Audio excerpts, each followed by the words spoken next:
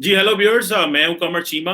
और व्यूअर्स, आप देख रहे हैं मेरे साथ मौजूद हैं पाकिस्तान के senior strategic and political analyst जनाब लेफ्टिनेंट जनरल अमजद शुएब साहब। किसी तारफ के मोहताज नहीं है। हर पाकिस्तान के बड़े चैनल पे बैठे होते हैं और तबसरा कर रहे होते हैं। जनरल साहब, आपके वक्त का बहुत शुक्रिया सर। शुक्रिया। सर, आपकी मौजूदगी का फायदा उठाते हुए मैं आपसे सिर्फ मिलिट्री के रिलेटेड सवाल करना चाहता हूं।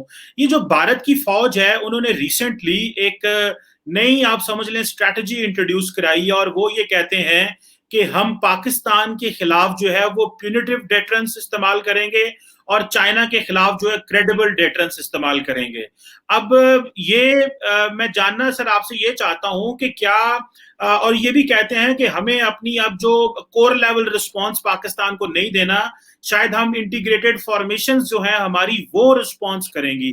तो जल साहब, हमारे व्यूअर्स को ये बताएं, और इंडियंस भी हमें बहुत देखते हैं, उनको भी बताएं कि क्या इंडियन आर्मी के का बहुत ज्यादा कॉन्फिडेंस आ गया मोदी के दौर में कि वो समझते हैं कि हम पाकिस्तान को स्ट्राइक कर सकते हैं हमेशा। और ये इसको आप किस तरह स्ट्रैटेजी को देख रहे हैं? नहीं, इस तरह नहीं है।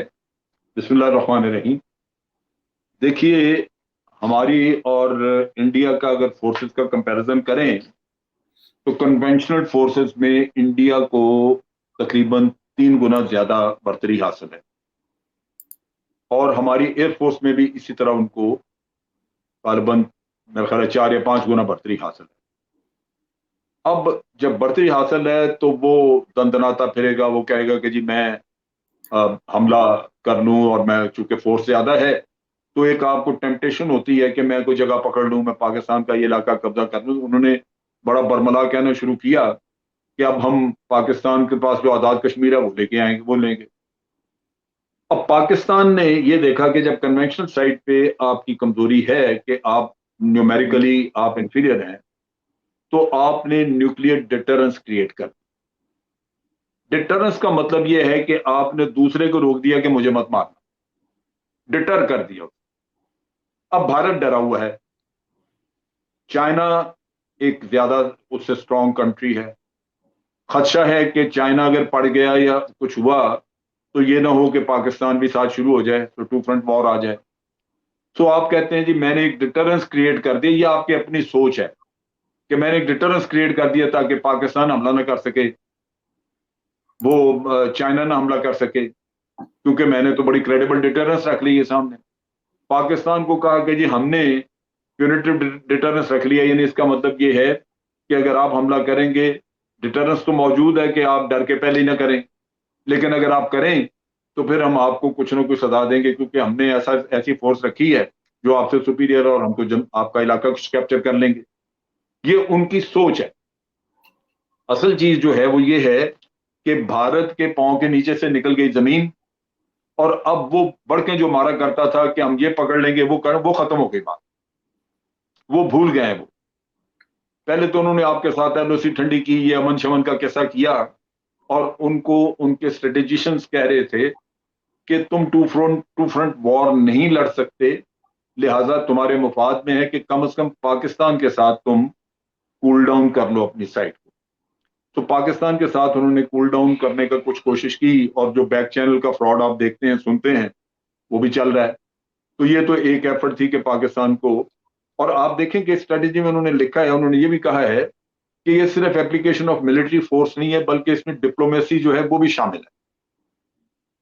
सो डिप्लोमेसी का मतलब ये है कि you want to cool down one of the side, और वो आप डिप्लोमेटिकली कूल डाउन करेंगे, और दिखाने के लिए कि आप ये कूलिंग डाउन जो कर रहे हैं ये पोजीशन ऑफ स्ट्रेंथ से कर रहे हैं, पोजीशन ऑफ वीकनेस से नहीं कर रहे। तो आपको ये अल्फाज सुनाई देंगे कि हमने प्यूनिटिव रखी हुई है डिटरेंस। प्यूनिटिव डिटरेंस का ये अल्फाज है, लफ्ज है, बाकी तो फोर्स ही होती है। तो वो आपको चक्कर दिया कि जनाब हम कूल डाउन आपको कर रहे हैं, लेकिन ये ना समझें कि हम कमजोर हैं, हम अपने डर से खौफ से ये काम कर रहे हैं कि आपके साथ बैक चैनल बातचीत शुरू की है। दर हकीकत हम ताकतवर तो उसी तरह ही हैं, लेकिन ये वैसे ही डिप्लोमेसी इसका कंपोनेंट है, तो हम आपसे बातचीत कर।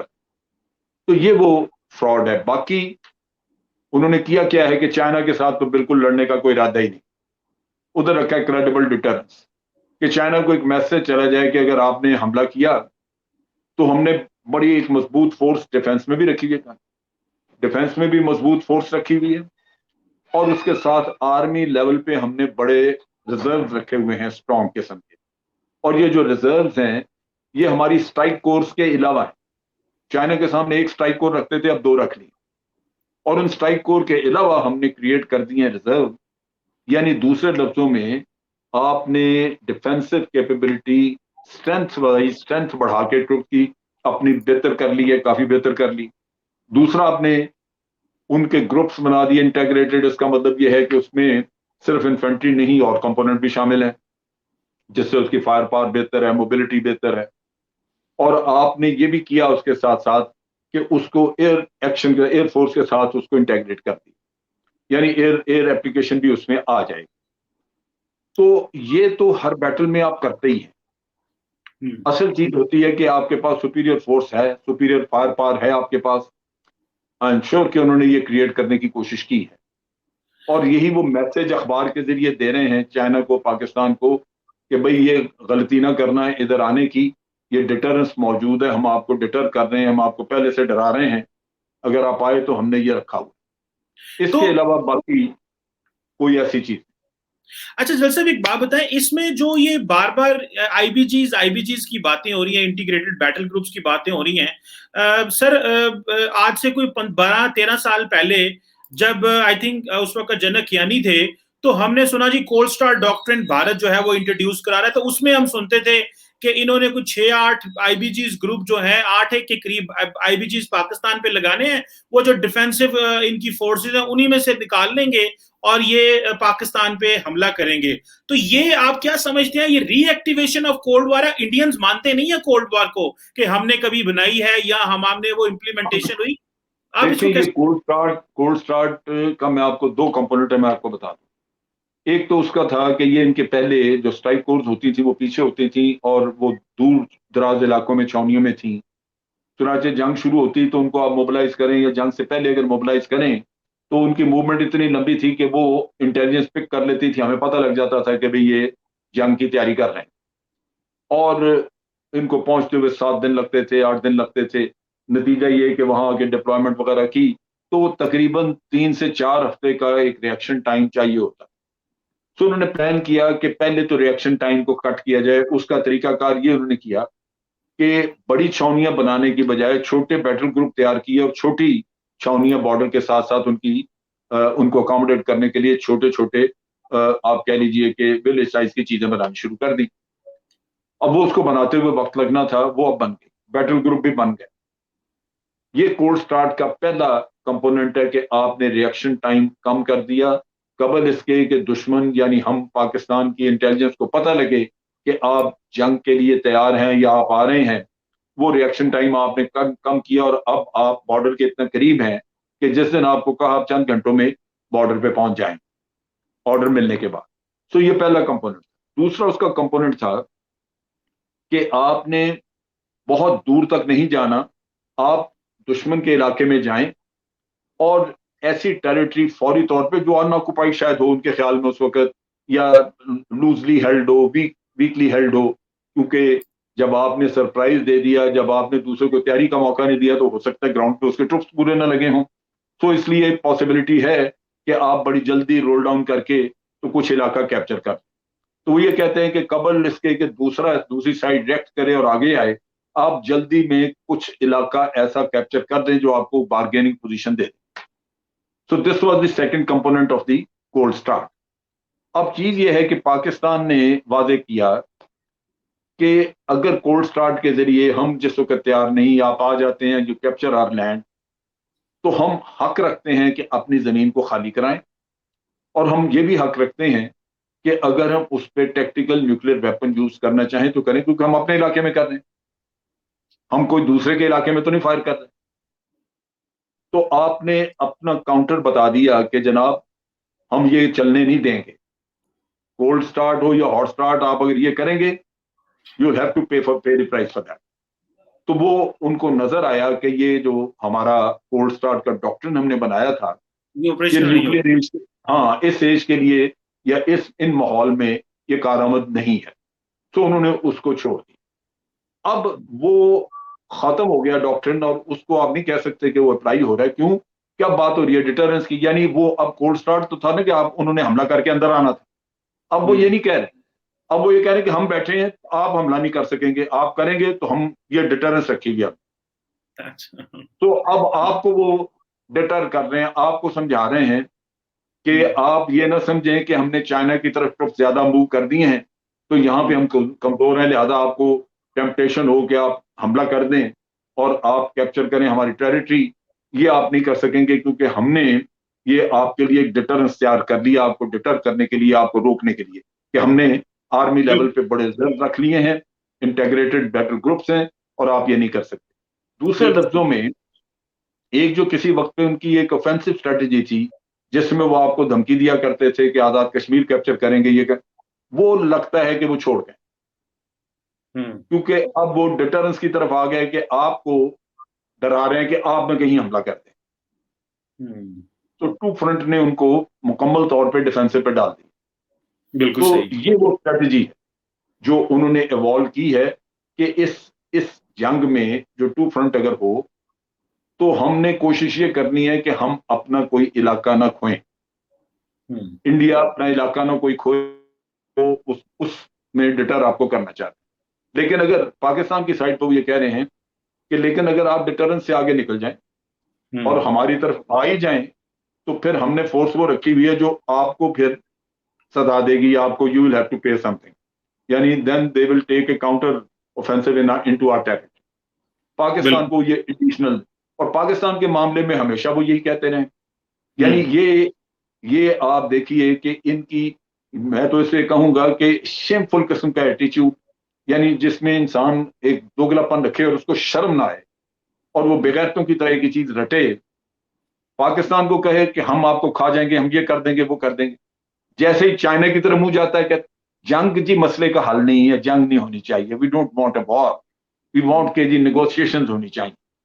वो 11-11 दौर नेगोशिएशंस के करके मायना भी जो कुछ चाइनीज कहते रहे सब मान भी लिया, और वही राग लाते रहे कि जंग जनाब कोई नहीं, क्योंकि पता है कि आगे से जूते पड़ेंगे।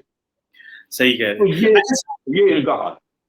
अच्छा सर, बिल्कुल सही है सर। आपकी मौजूदगी का फायदा उठाते हुए सर, इंडिया में रिसेंटली मैं देख रहा था कि जो इंडियन डिफेंस मिनिस्टर है राजनाथ सिंह, उन्होंने कहा कि हम तकरीबन 120 बिलियन डॉलर मिलिट्री मॉडर्नाइजेशन पे लगा रहे हैं अगले 7 से 8 साल में।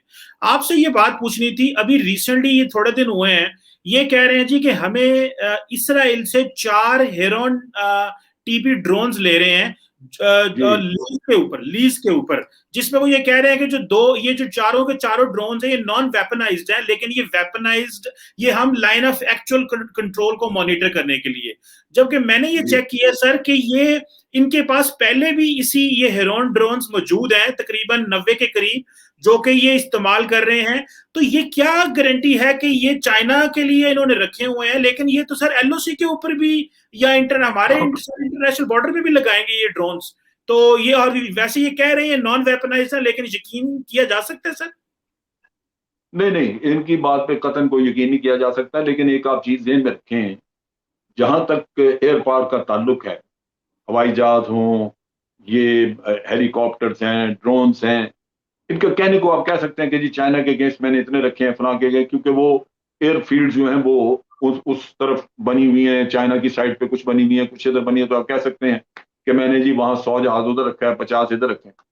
लेकिन ये इतनी जबरदस्त मोबिलिटी है कि आप चंद घंटों में इसको तब्दील कर सकते हैं सिचुएशन। द मोमेंट आपको अगर ये जेन में आया कि नहीं चाइना पे कुछ नहीं हो रहा, तो इन फ्यू आवर्स आप सारा कुछ उस साइड से उठा के तो पाकिस्तान के अगेंस्ट ला सकते हैं। उसमें तो कोई, क्योंकि अगर आपके सारे बेसिस पे एक ही किस्म के एयरक्राफ्ट एम्प्लॉय हो रहे हैं, तो हर जगह पे उनकी मेंटेनेंस का भी इंतजाम उसी किस्म का होगा, वेपन सिस्टम भी उसी किस्म के वहां अवेलेबल होंगे उनको इक्विप करने के लिए। सिर्फ आपने जहाज प्लेटफॉर्म मूव करना है और वहां उनको इक्विप कर दिया जाएगा। तो इसलिए इसमें ये कहना कि जनाब आपके अगेंस्ट ये इतना और उधर इतना और ड्रोन आपके खिलाफ इस्तेमाल होंगे या नहीं, नहीं होंगे, ये we have to take into account, क्योंकि ड्रोन को शिफ्ट करते कितनी देर लगती। तो इस वजह से ये तो पाकिस्तान को, ये पाकिस्तान आर्मी को ये सारी चीजें जो है अकाउंट फॉर करनी चाहिए। تو یہ وہ ہے، میں سمجھتا ہوں یہ کہ ہمارے پاس ڈرون ہے جو ہم نے ایل او سی کے اوپر یا انڈیا کے ساتھ کوئی لگائے ہوئے ہیں، یا ہم اس کا استعمال کر رہے ہیں؟ آپ کو اندازہ ہے کوئی؟ مجھے یہ تو نہیں پتا کہ آپ استعمال کر رہے ہیں کہ نہیں، لیکن ڈرون موجود ہیں، ڈرون ہمارے پاس ہیں.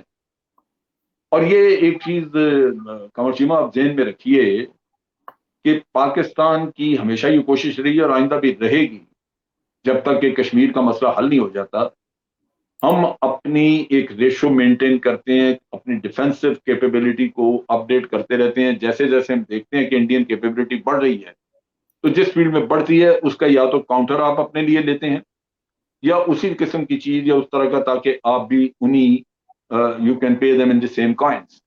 تو یہ ڈیفenس آپ کا کریڈیبل رہتے ہی تب ہے اگر وہ کمپیٹیبل رہے، اپ ڈیٹ ہوتا رہے in accordance with the threat that is developing from the other side.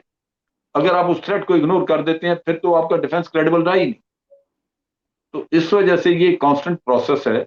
Pakistan نے کبھی بھی یہ نہیں کیا کہ بھارت کو مکمل طور پہ کیچ دے دیا جائے اور پھر آپ کو پریشانی ہو کہ ہم ڈیفینڈ کیسے کریں گے. یہ نہیں ہوا. اس کو بڑا کلوزلی مانیٹر کیا جاتا ہے اور کیپیبلٹیز اسی کے مطابق اپڈیٹ کر لی جاتی. بالکل ٹھیک ہے. اچھا سر، میں آپ کے یہ بھی سوال کرنا چاہتا ہوں، یہ جو ریسنٹلی کیونکہ کشمیر کا ذکر ہوا ہے تو یہ جو پاکستان میں سوال چل رہا ہے کہ ہم جو ہے وہ 370 تو خیر ہے اس کو ہم اگنور کر دیتے ہیں لیکن 35A کو اگنور نہیں کرتے.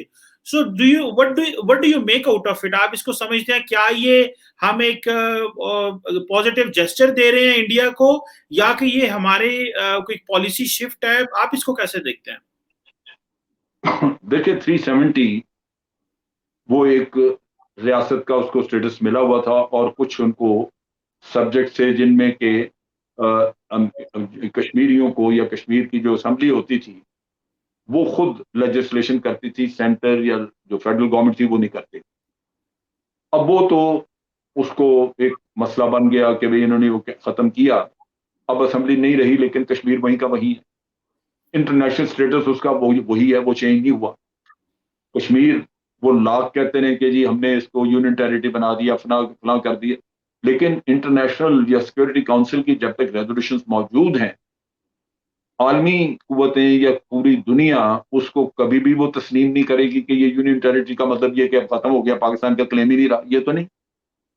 فرق یہ ہے کہ اب اگر یہ مسئلہ حل ہوتا ہے اور وہاں پہ آپ کو مثال کے طور پہ وہ یونین ٹیریٹری بھی ہے کچھ بھی ہے، اگر کل کو یہ کہا جاتا ہے کہ جناب اس میں پلیبیسائٹ کرایا جائے گا تو وہ ادھر بھی کرانا پڑے گا. فرق جو پڑتا ہے وہ آرٹیکل 35A جو ہے اس کے ذریعے انہوں نے سٹیزن شپ جو ہے وہ چینج کرنی شروع کی اور انڈیا سے لوگوں کو سٹیزن شپ دینی شروع کر دی. اب جب سٹیزن شپ بنے، اس کی آبادی کا حساب کتاب ہو، تناسب بنے، تو ایک وقت آ سکتا ہے جب یہ کہیں کہ جناب اب یہاں پہ 60% ہندو ہیں اور 40% مسلمان، کیونکہ اس کا تناسب ہندو لا کے تو آپ نے بدل دیا. اچھا اب اس میں جو انہوں نے قانون جس طرح کا بنایا ہے اس میں یہ لوگ سارے جن کو سٹیزن شپ دے رہے ہیں یہ ضروری نہیں ہے کہ کشمیر میں آ کے رہیں. وہ سٹیزن شپ کی وجہ سے ان کو ووٹنگ رائٹ مل گیا، جبکہ وہ ہو سکتا ہے کوئی کیرالہ میں رہتا ہو، کوئی کہیں اور رہتا ہو، صرف اس لیے کہ پچھلے 70 سالوں میں اس نے یہاں پہ 5 سال نوکری کی ہے یا 10 سال جو بھی انہوں نے رکھی ہے اس کی مدت، تو وہ نوکری کر کے چلا گیا، اس نے کلیم کیا، اس کو شریعت مل گئی. اب وہ ووٹ آ کے یہاں ڈالے گا اور ووٹ ڈالے گا بی جے پی کو، تو کچھ عرصے کے بعد یہ ہوگا کہ یہاں مسلمان کے پاس حکومت آئے گی نہیں کبھی. اور جب پلیبیسائٹ ہوگا، کبھی اگر ہوتا بھی ہے اور ہو سکتا ہے کہ انڈیا اس وقت کہے جب آبادی کا تناسب اس طرح بدل گیا تو وہ آپ کو کہے کہ جی آپ کرا لیں پلیبیسائٹ، اور آپ پلیبیسائٹ کرائیں تو جو تناسب جس طرح کا ہے اس کے مطابق وہ چلا جائے گا. سو یہ انٹرنیشنل لا یہ کہتا ہے کہ جو ڈسپیوٹڈ ٹیریٹریز ہیں وہاں پہ آپ آبادی کا تناسب یا آبادی نہیں بدل سکتے. وہاں پہ باہر سے لوگ لا کے آباد نہیں کیے جا سکتے، کیونکہ یہ مسئلہ صرف انہی لوگوں کا ہے جو وہاں کے بیسیکلی اوریجنل ریزیڈنٹس ہیں وہاں. تو یہ چیز ہے جس کو پاکستان آبجیکٹ کر رہا ہے کہ اس کے کانسیکوینسز جو ہیں وہ بڑے ڈفرینٹ نیچر کے ہیں. یہ کوئی کشمیریوں کی گورننس کا ایشو نہیں ہے، یہ ایشو ہے انٹرنیشنلی ڈسپیوٹ کو ریزالو کرنے کا جو طریقہ کار ہے اس کو یہ سرکموینٹ کر. بالکل ٹھیک. بالکل ٹھیک ہے sir. Thank you very much sir for your time. جو چیز سمجھنی تھی اور میں چاہ رہا تھا کہ پاکستان سے ہمیں سمجھ آئے کہ یہ جو انڈیا نے ایک پیونیٹیو ڈیٹرنس اور یہ کریڈیبل ڈیٹرنس کی ایک سو کالڈ سی اسٹریٹجی ہمارے سامنے لے کے آئے ہیں, تو اس سے ذرا آپ سے سمجھنا چاہ رہے تھے. Thank you very much for your time and opinion sir, بہت مہربانی. تھینک یو جی صاحب. Thank you sir.